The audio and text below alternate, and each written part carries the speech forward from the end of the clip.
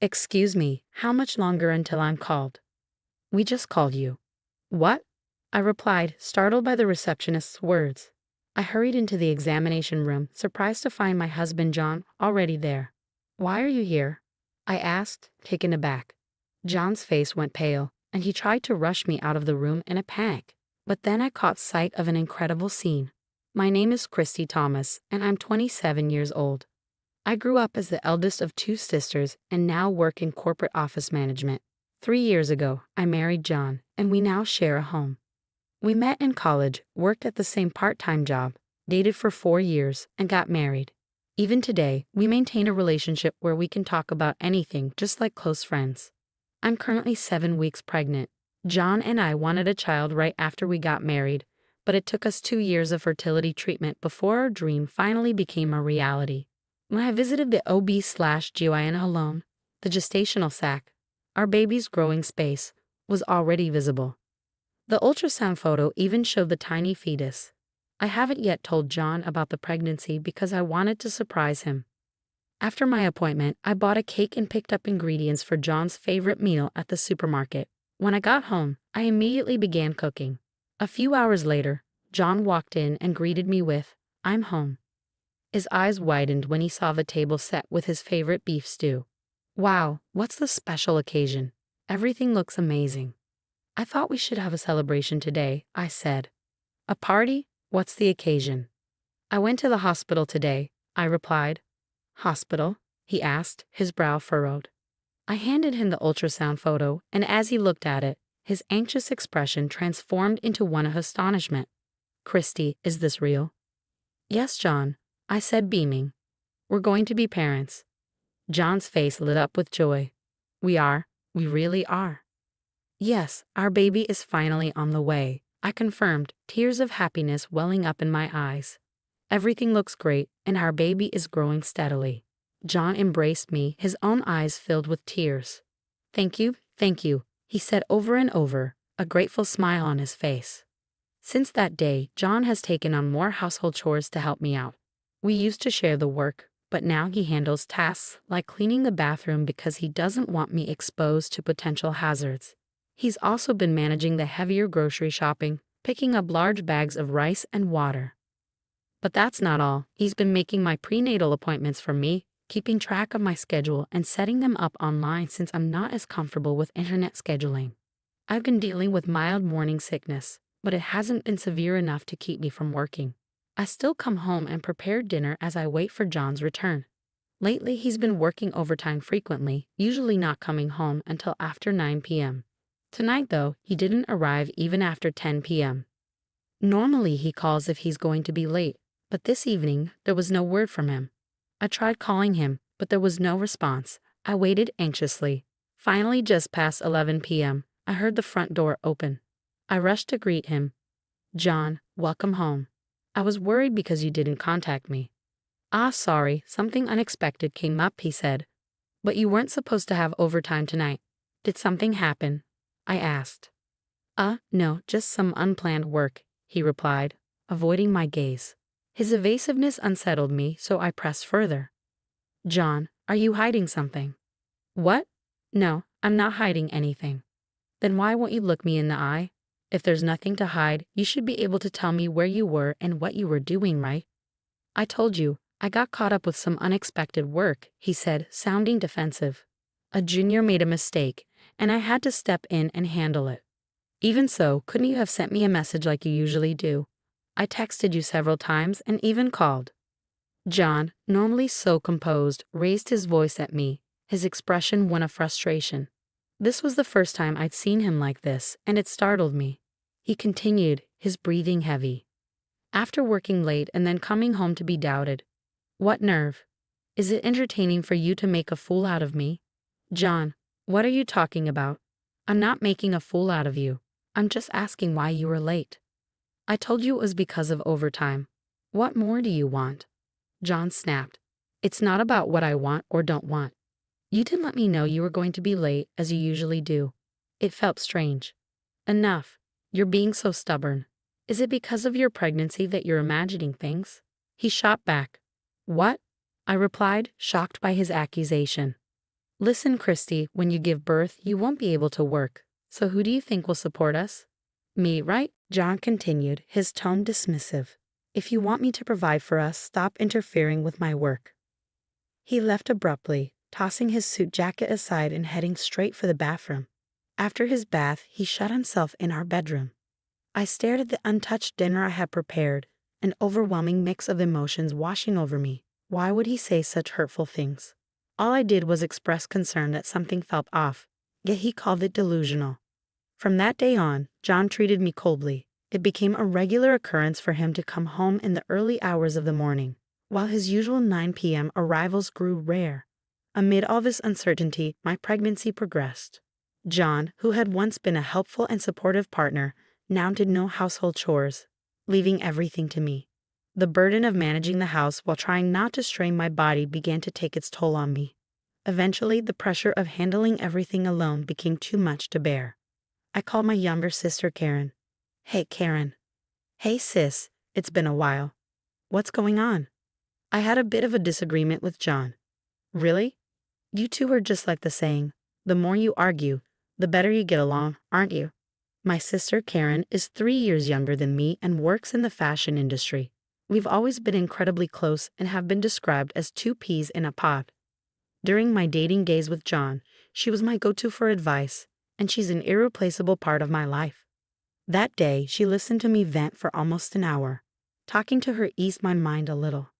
I was in the 17th week of my pregnancy, and my belly was starting to show.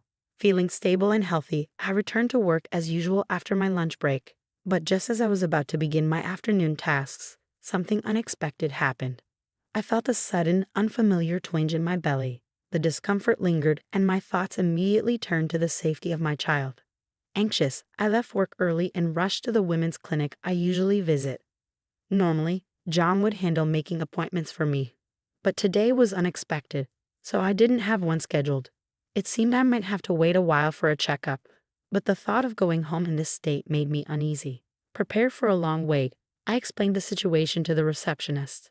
Excuse me, I'm Christy Thomas. I've been experiencing some mild abdominal pain for a while now. Please wait a moment, Ms. Thomas. I don't have an appointment today because this was sudden. Let me check. Oh yes, you're Christy Thomas, right? You're 17 weeks pregnant. We do have an appointment for you. Please have a seat over there. Okay, thank you, I said, following her instructions. I found a seat in the waiting room and pulled out my planner from my bag to check, but there was no appointment scheduled for today. Since the incident, things had been tense between John and me. Despite that, he had still been managing my medical appointments as usual. However, my next appointment wasn't until later. It definitely wasn't scheduled for today. Feeling somewhat uneasy, I decided to wait until they called my name. An hour passed, and I was hit by another stomachache. I stood up and headed to the restroom.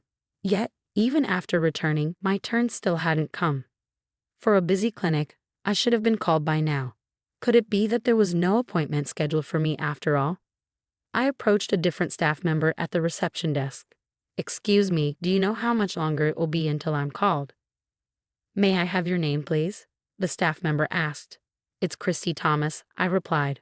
I've been waiting for over an hour. Thomas, the staff member paused. Oh, is there a problem? I asked, feeling a knot of anxiety forming in my stomach.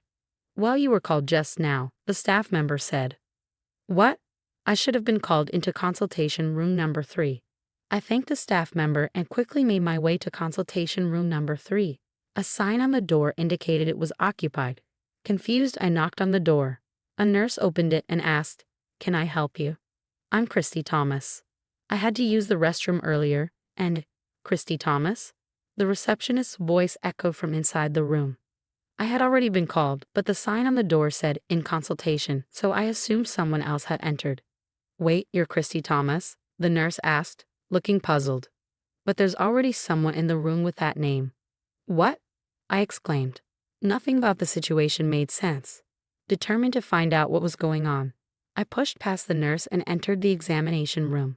What I saw next was beyond belief. My husband, John, was standing there. Why are you here? I asked, shocked. John immediately began speaking in a flustered manner. Christy, what are you doing here?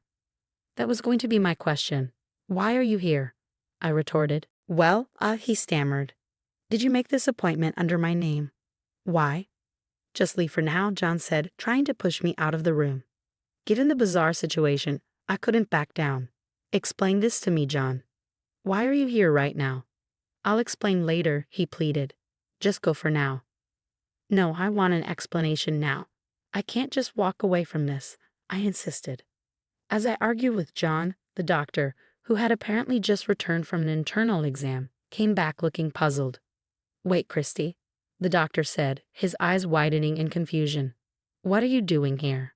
I just got here, I replied. Then who did I just examine? The doctor asked. As the doctor spoke, the door to the examination room opened and my sister Karen emerged. Karen? I gasped, stunned.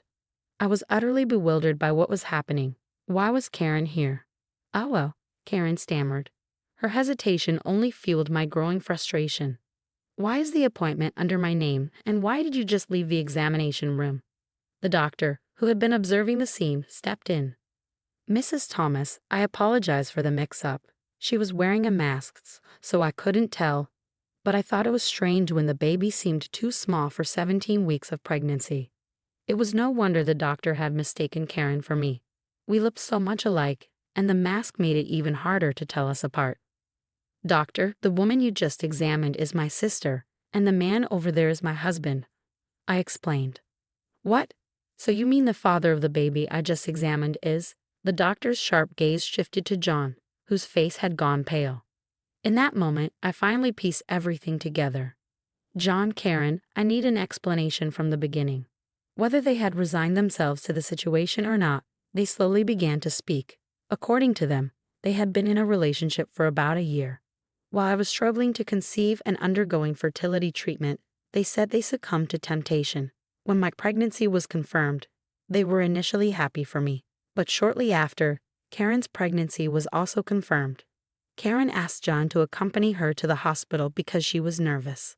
In his typical carelessness, John mistakenly booked the appointment under my name.